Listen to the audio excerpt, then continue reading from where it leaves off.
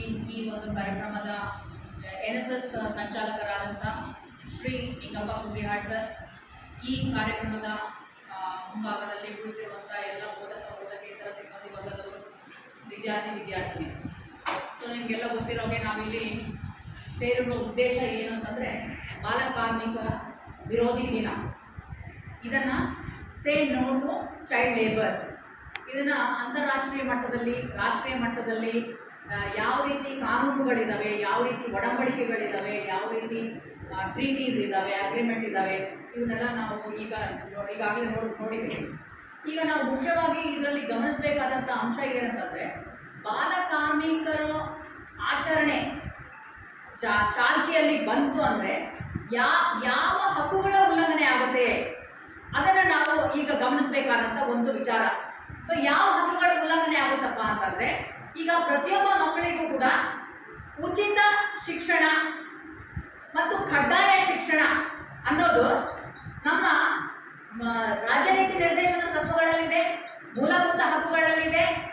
ಮತ್ತು ಅಷ್ಟೇ ಅಲ್ಲದೆ ಅನೇಕ ರೈಟ್ ಟು ಎಜುಕೇಷನ್ ಆ್ಯಕ್ಟ್ 2006 ಅಂತ ಏನು ಹೇಳಿದ್ರಲ್ಲ ಅದರಲ್ಲೂ ಕೂಡ ಇದೆ.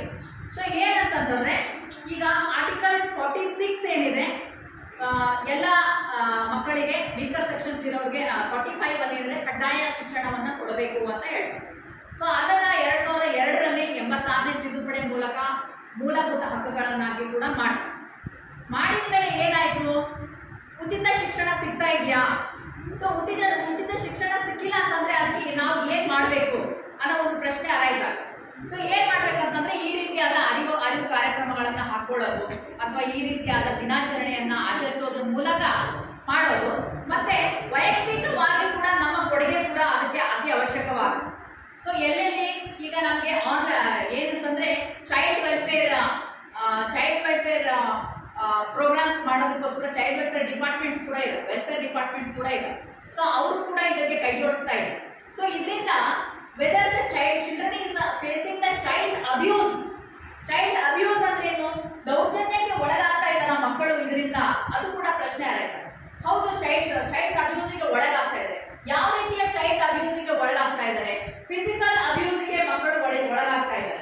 ಫಿಸಿಕಲ್ ಅಬ್ಯೂಸ್ ಅಂದ್ರೆ ಏನು? ಮಕ್ಕಳು ಕೇವಲ ಹೊರಗಡೆ ಹೋಗಿ ಕೆಲಸ ಮಾಡೋದಲ್ಲದೇನೆ ಆ ಕೆಲಸದಿಂದ ಬಂದಂತ ಆದಾಯಗಳನ್ನ ಅವರು ಯಾರಿಗೆ ಸೇರ್ಬೇಕೋ ಅವ್ರಿಗೆ ಸೇರಿಲ್ಲ ಅಂತಂದ್ರೆ ಅವ್ರಿಗೆ ಸಿಕ್ಕಾಪಟ್ಟೆ ಹೊಡೆಯೋದು, ಬಡಿಯೋದು, ಥಳಿಸೋದು ಮಾಡ್ತಾರೆ.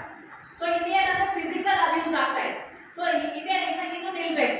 ಅದು ಪೋಷಕರಿಂದ ಆಗಿರ್ಬೋದು ಅಥವಾ ಅವರನ್ನ ಈಗ ಏನು ಹೇಳಿದ್ರೆ ಕಿಡ್ನಾಪ್ ಮಾಡ್ಕೊಂಡು ಹೋಗಿ, ಈಗ ನಮಗೆ ಒಂದು ಪ್ರತ್ಯೇಕವಾದ ಕಾಯ್ದೆನೇ ಇದೆ, ಇಂಪಾರಲ್ ಟ್ರಾಫಿಕ್ ಸಪ್ರೆಷನ್ ಆಕ್ಟ್ 1956.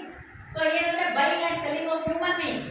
ಸೊ ಅದನ್ನ ಮಾಡಿ ಅವರನ್ನ ಏನದು ಹೇಳಕ್ಕೆ ಆಗದೆ ಇರುವಂಥ ಕೆಲವೊಂದು ವೇಷವಾಟಿಕೆಗಳಲ್ಲಿ ತೊಡಗಿಸಿ ಅದರಿಂದ ಬಿಸ್ನೆಸ್ ಮಾಡುವಂಥ ಎಷ್ಟೊಂದು ಕೆಲಸಗಳಾಗ್ತಾ ಇದೆ. ಸೊ ಇದು ಫಿಸಿಕಲ್ ಅಬ್ಯೂಸ್ ಅನ್ನು ತಡೆಗಟ್ಟಬೇಕು. ಹಕ್ಕುಗಳ ವಂಚನೆ ಆದರೆ ಏನಾಗುತ್ತೆ, ಸಮಸ್ಯೆಗಳು ಉದ್ಭವ ಆಗುತ್ತೆ. ಸಮಸ್ಯೆಗಳು ಉದ್ಭವ ಆದರೆ ಏನಾಗುತ್ತೆ, ಅಬ್ಯೂಸಸ್ ಸ್ಟಾರ್ಟ್ ಆಗುತ್ತೆ, ಫಿಸಿಕಲ್ ಅಬ್ಯೂಸಸ್ ಸ್ಟಾರ್ಟ್ ಆಗುತ್ತೆ. ಸೊ ಇದನ್ನ ತಡೆಗಟ್ಟಬೇಕು. ಸೊ ಯೂಶಲಿ ನಾವು ಆರ್ಗನೈಸ್ಡ್ ಸೆಕ್ಟರ್ ಅಲ್ಲಿ ಚೈಲ್ಡ್ ಲೇಬರ್ ಅನ್ನ ತಡೆಗಟ್ಟೋದಕ್ಕೆ ಅನೇಕ ಕಾನೂನುಗಳಿವೆ, ಒಪ್ಕೊಳ್ಳೋಣ. ಆದ್ರೆ ಅನ್ಆರ್ಗನೈಸ್ಡ್ ಸೆಕ್ಟರ್ ಅಲ್ಲಿ ಇದನ್ನ ತಡೆಗಟ್ಟಬೇಕಂತಂದ್ರೆ ಏನ್ ಮಾಡಿದ್ದಾರೆ? ಅನ್ಆರ್ಗನೈಸ್ಡ್ ಸೆಕ್ಟರ್ ಅಂದ್ರೆ ಏನು? Which are outside the government control. So the sectors which are outside the government control, ಸರ್ಕಾರದ ನಿಯಂತ್ರಣದ ಹೊರಗಡೆ ಇರುವಂತ ಅಸಂಘಟಿತ ಬಾಲಕಾರ್ಮಿಕರ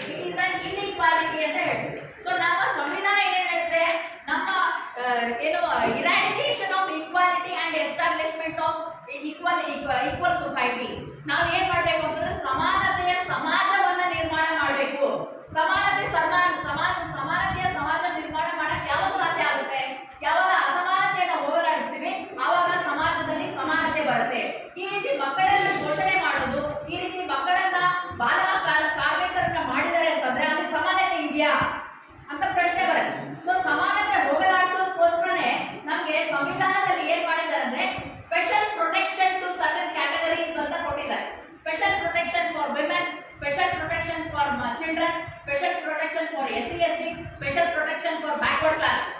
ಸೊ ಇದೆಲ್ಲ ಆರ್ಟಿಕಲ್ 15 ಕ್ಲಾಸ್ 3 ಮತ್ತು 15 ಕ್ಲಾಸ್ 4 ಅಲ್ಲಿ ಕ್ಲಿಯರ್ ಆಗಿ ಹೇಳಿದೆ. Whether they are getting special protection, if they are getting special protection, whether laws are made, if laws are made, what are the repercussions of laws? So implementation ಮಾಡೋದು ಯಾರು? Who has to implement them? It is ultimately the executive. Executive ಅಂದ್ರೆ ಯಾರು? Council of Ministers. Council of Ministers ಅಂದ್ರೆ ಯಾರು? Ultimately the sitting government or the ruling government. ಹೌದಾ ಇಲ್ಲ? So ಈಗ ಇದೆಲ್ಲ ನಮಗೆಲ್ಲ ಚೆನ್ನಾಗಿ ಗೊತ್ತಿದೆ. ಕಾನೂನು ಯಾರು ಮಾಡ್ತಾರಪ್ಪ ಅಂತಂದ್ರೆ ಲೋಕಸಭೆಯಲ್ಲಿ ಒಂದು ಬಿಲ್ ಪಾಸ್ ಆಗುತ್ತೆ, ರಾಜ್ಯಸಭೆಗೆ ಹೋಗುತ್ತೆ, ಬಿಲ್ ಆಗಿ ಬರುತ್ತೆ. ಅದು ಎಷ್ಟು ಮಟ್ಟಿಗೆ ಇಂಪ್ಲಿಮೆಂಟ್ ಆಗಬೇಕು, ಅದು ಏನು ಮಾಡಬೇಕು? Council of minister. ಹಾಗಾದ್ರೆ ಪಾಲಿಸಿಗಳನ್ನ ಯಾರು ಮಾಡ್ತಾರೆ? ರೂಲಿಂಗ್ ಗವರ್ಮೆಂಟ್ ಪಾಲಿಸಿ ಮಾಡುತ್ತೆ.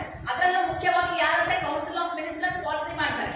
ಸೊ ಪಾಲಿಸಿ ಮಾಡಿದಾಗ ಎಷ್ಟು ಪಾಲಿಸಿಗಳು ಕಾನೂನು ಆಗ್ತವೆ, ಕಾನೂನಾದ್ರೆ ಎಷ್ಟು ಕಾನೂನುಗಳು ಅವು ಕಾರ್ಯಾಚರಣೆಗೆ ಬರುತ್ತೆ. ಕಾರ್ಯಾಚರಣೆಗೆ ತರಬೇಕಾದಂತ ಮುಖ್ಯವಾದಂತ ಏನು ಮಂತ್ರಿ ಮಂಡಳ ಅಂತ ಏನ್ ಹೇಳ್ತೀವಲ್ಲ ನಾವು, ಅದು ಎಷ್ಟರ ಮಟ್ಟಿಗೆ ಕಾರ್ಯನಿರ್ವಹಿಸ್ತಾ ಇದೆ.